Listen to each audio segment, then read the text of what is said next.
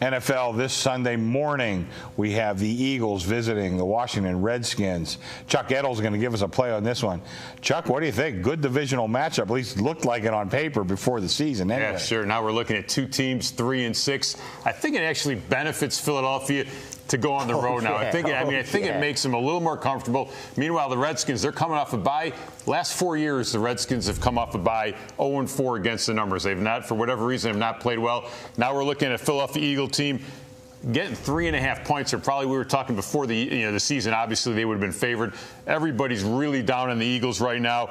Quarterback situation has changed, which I don't think is a bad thing. I think maybe he'll jump a little life into this, here. I also heard a lot of complaining this week about McCoy. He only had 16 carries against the Cowboys. I anticipate with a rookie quarterback that he's going to get a lot more. And I think Washington, one of the worst defenses in football. In fact, they're second to last. Only the Saints have had a worse defense, 6.2 yards per play.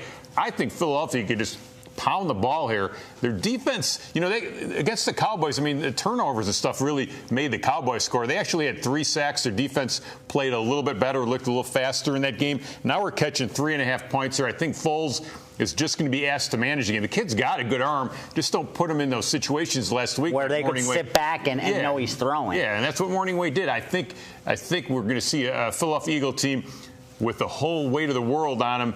But they go on the road. I think they could really let off some steam here. And I just think the line's too high here. The Redskins, who have not been playing good, they've lost 3 in a row, laying this big number. VR. Chuck's on the money there. I'm from Philly. So this is the last place this team wants to be, is playing at home.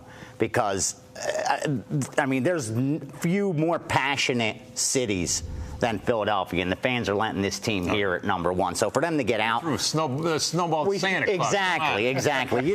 We don't play in Philly when it comes to the teams. So the last place the Eagles want to be right now is at the Link. They want to go on the road. So I think there it's a good spot. Before we went on video, before we started taping, we were discussing how many points Vic's worth. Yeah. And it would be a stretch to say the difference between Vic and Foles is a point. I agree. But the market overreacts. We say it over and over. Injury, suspensions, weather. The betting market overreacts. And unless you get out ahead of the move, which is pretty tough to do, you're better off going against that. Yeah, and in this spot, exactly. In this spot, that's taking the Eagles. I agree with you 100%. All you got to do is give the ball to McCoy and let him run. I want to mention some names to you. A.J. Feely, Jeff Garcia, Ty Detmer, Kevin Cobb. What do they have in common? All those guys were coached by Andy Reid and came in a very similar situation. And, every one of those guys performed well. Yep. Every single one. Listen, I've knocked Andy Reid too, but mostly for his in-game management. Yes, clock management, his in-game decisions, those the not look running, of not caring. McCoy. But, yeah, that's good.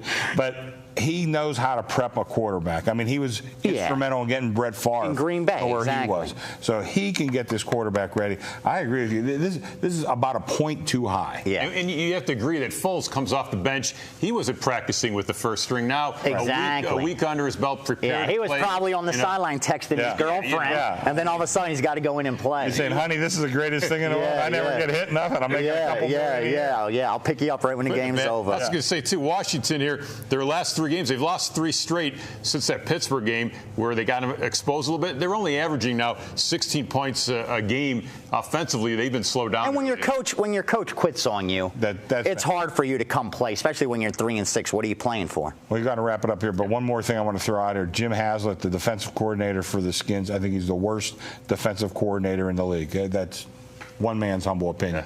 All right, we've talked about it. Let's go ahead and make it official.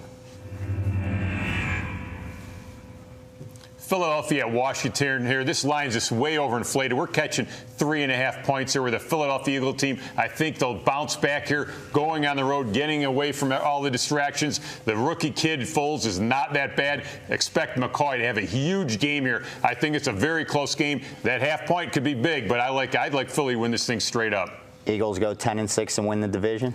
I don't know about that. I don't know about that. But the Giants are not a lock. They're not playing well.